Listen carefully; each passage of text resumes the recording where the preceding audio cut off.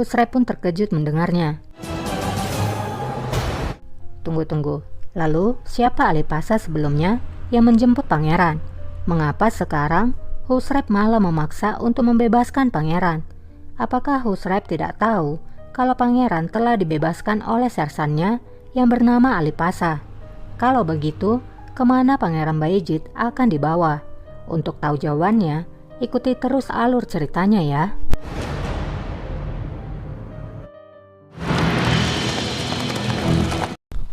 Terlihat kereta pangeran masih di perjalanan.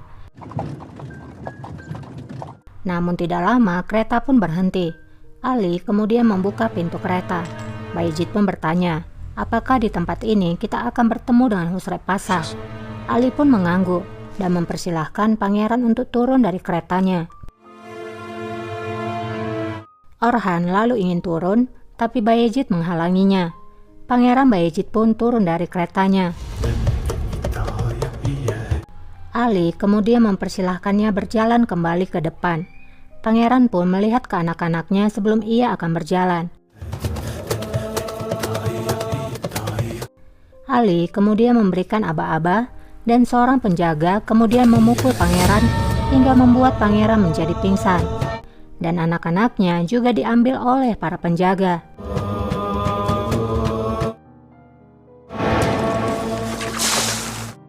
Pangeran pun disadarkan dengan siraman air, namun ia dan anak-anaknya telah diikat. Selim? Bayezid pun melihat Selim ada di hadapannya.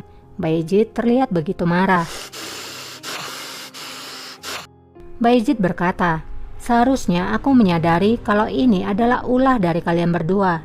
Lala pun menjawab, kita semua menjalani kehidupan yang pantas kita dapatkan pangeran, dan kamu pantas mendapatkan ini. Bayezid pun semakin murka. Ia mengatakan, semoga namamu terkutuk Lala, aku akan menghantuimu di akhirat. Lala pun hanya diam saja. Selim kemudian berkata, aku hampir tidak mengenalimu Bayezid. Bayezid pun menjawab, jika kamu memiliki sedikit kehormatan, kamu harusnya malu melihat ke mataku. Selim pun menjawab, kamu telah membuat kesalahan Bayezid. Seharusnya kamu membunuhku pada saat itu. Aku sudah mengatakan padamu, kamu lemah seperti Mustafa dan Cihangir, tapi diriku kuat. Seperti yang bisa kamu lihat, akulah yang berdiri tegak. Flashback, saat Selim kalah, Selim berkata, jika ini keinginanmu, jika kamu ingin membunuh kakakmu, maka kamu tidak boleh berhenti dan lakukanlah. Tapi ini bukanlah dirimu Bayezid. Kamu tidak bisa membunuh kakakmu. Kamu mengingatkanku dengan saudaraku Mustafa dan Cihangir. Kamu penyayang seperti mereka. Itulah sifatmu. Dan benar saja, Bayezid tidak jadi membunuh Selim. Bayezid hanya memperingati Selim, kalau ini adalah terakhir kali Selim. Jika kamu menghalangi jalanku, maka aku akan menusukkan pedangku ke jantungmu. Jangan pernah melupakannya. Kembali ke masa sekarang, Bayezid pun berkata, apalagi yang kau tunggu Selim? Apakah kamu berpikir kalau aku akan memohon pengampunan dan menangis untuk hidupku? Apakah kamu mengharapkan akan hal itu? Bunuh aku dan selesaikan semuanya.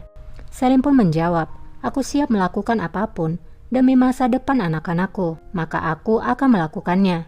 Namun kamu Bayezid, bisakah kamu melakukannya? Bisakah kamu memohon pengampunan demi masa depan anak-anakmu? Evlatlarının istikbali için. Apakah kamu bersedia berlutut di hadapanku?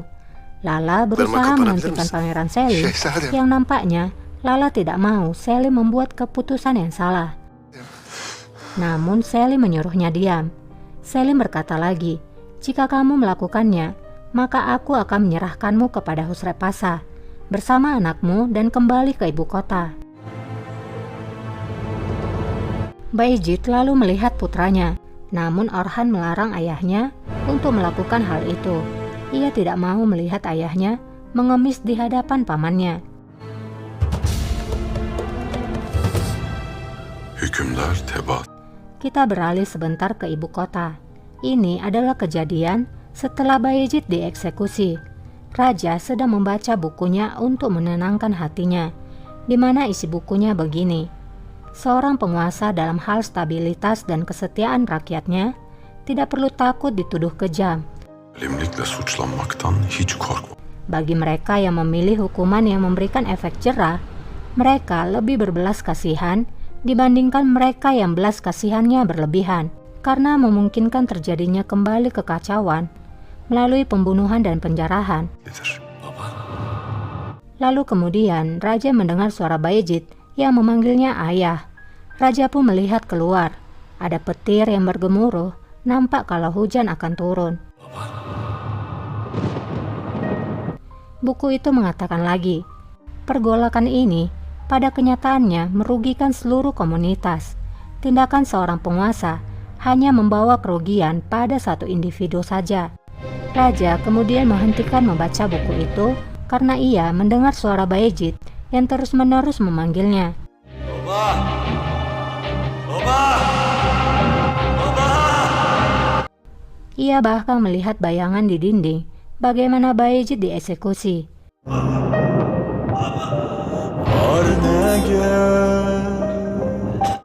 Ia tidak sanggup melihat bayangan itu dan suara Bayezid yang terus memanggilnya. Ia pun meninggalkan ruangannya dan menuju ke terasnya. Dengan menahan rasa sakit di kakinya, ia terus melangkah.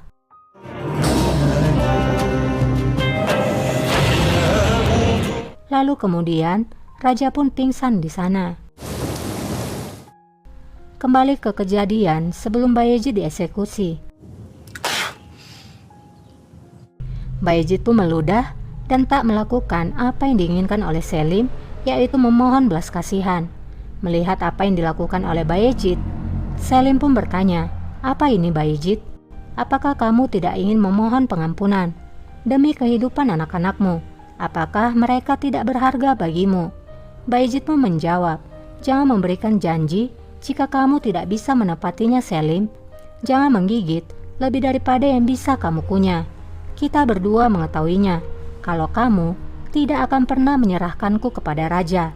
Selim pun menjawab, "Itu memang benar, aku tidak akan melakukannya. Tapi jika pun aku melakukannya, hal itu juga tidak merubah apapun, karena raja tidak akan pernah memaafkanmu. Kamu adalah pangeran pemberontak yang berlindung kepada musuhnya, dan raja telah memberikan perintah untuk membunuhmu." Bayezid pun berkata, "Jika demikian, kenapa kamu mencegatku? Bukankah kamu takut? Kamu takut terhadap keraguan sekecil apapun." Korkuyorsun değil mi? Namun Selim tidak menjawab. Bayezid berkata lagi, "Selim, bunuh aku di sini sekarang, tapi biarkan anak-anakku pergi. Onları bırak. Mereka masih anak-anak, biarkan mereka kembali kepada raja." Selim dengan mata berkaca-kaca memandang anak-anak Bayezid satu persatu. Aramızın yanına gitsinler. Dimulai dari Pangeran Mahmud yang berumur 9 tahun, Abdullah yang berumur 13 tahun, Osman berumur 16 tahun, dan Orhan 18 tahun.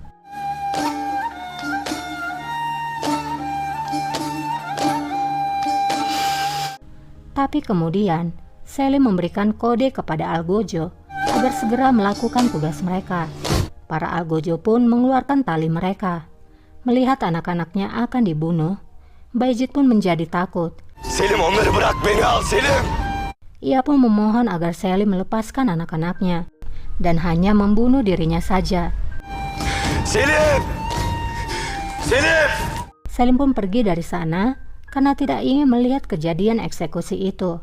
Namun Bayezid terus memanggil Selim. Bugün al benim değil Bayezid, Selim! Selim sambil melangkah menjauh, ia berkata, "Ini bukanlah dosaku Bayezid, tapi dirimu." Silahi köpek! Mendengar hal itu, Bayezid pun berteriak, "Dasar kamu anjing pengkhianat, aib bagi dinasti kita." Selim pun menghentikan langkahnya. Yüz karası! Ne yazık! Bayezid terus berteriak mengatakan, "Sayang sekali, kerajaan besar ini berada di bawah kekuasaanmu. Namun kamu tidak akan pernah bisa menemukan kenyamanan di singgasana berdarah itu, Selim. Apakah kamu mendengarku? Bahkan setelah beribu tahun, kamu akan diingat sebagai pemabuk dan pengkhianat." Bulamayacaksın Selim. Yıllar sonra bile hainlikle. Lala pun kembali menyuruh Algojo untuk segera mengeksekusi. Tapi Bayezid terus berkata, "Tentang kami, kematian adalah kapal kami. Anakku dan diriku akan berada di dalam kapal, dan kami akan dibawa ke hadapan Tuhan. Kami hanya akan berlutut di hadapan Tuhan dan meminta pengampunannya." Kıcaz. Ben önünde diz çöküp Allah. "Biarkan aku pergi, biarkan aku pergi."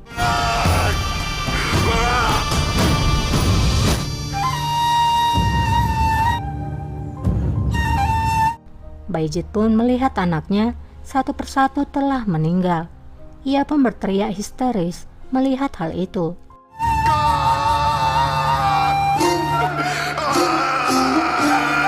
Bayezid dan anak-anaknya dieksekusi di Persia pada tanggal 25 September 1561. Saat itu, Bayezid berumur 35 tahun. Selim terlihat begitu sedih. Jadi, Husrev Pasha dan Selim adalah dua orang yang diperintahkan oleh raja, dan Ali Pasha adalah orang suruhan dari Selim. Itu mengapa Husrev tidak tahu apapun.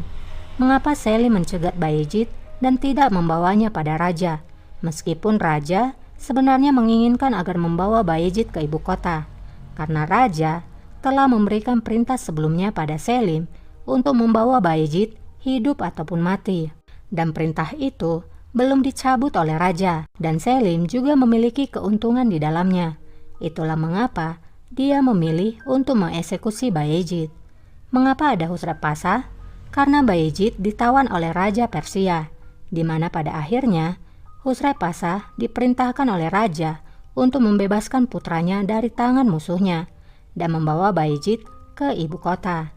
Entah raja akan memaafkannya atau tidak, tapi Husrev Pasha meyakinkan Bayezid bahwa raja masih menyayanginya.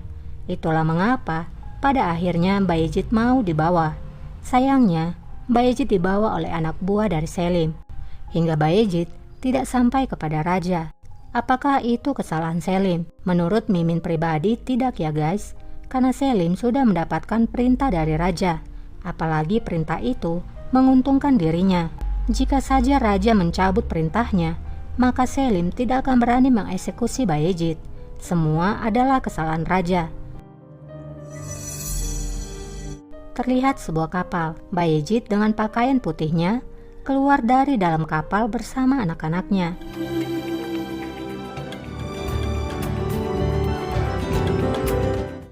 Mereka nampak bahagia.